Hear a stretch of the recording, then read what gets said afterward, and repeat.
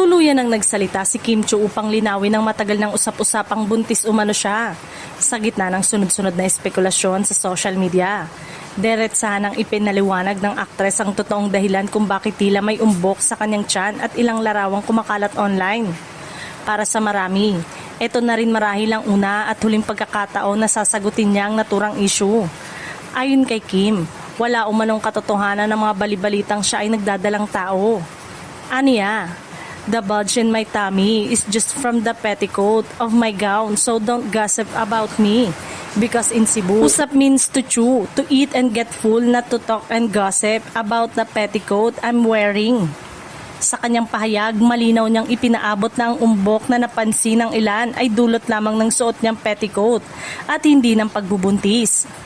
Marami sa kanilang mga tagahanga ang agad na tinanggap ang paliwanag ng kapamilya aktres bilang pagpapakita ng kanilang suporta at paniniwala sa kanyang sinasabi.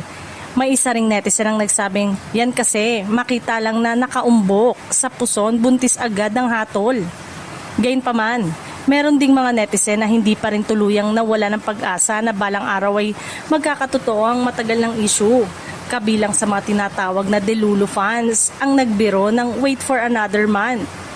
May ilan ding natatawang tinanggap ang paliwanag ni Kim. Sa huli ay umaasa ang maraming taghanga na eto na ang magiging wakas ng mga haka-haka tungkol sa personal na buhay ni Kim Chiu. Sa halip na magbigay ng iba't ibang interpretasyon sa mga larawan o video na kumakalat online, mas makabubuting hintayin na lamang ang anumang opisyal na pahayag mula mismo sa aktres. Hanggang sa ngayon, malinaw ang kanyang mensahe. Ang nakita ng publiko ay petticoat lamang at hindi senyales ng pagbubuntis.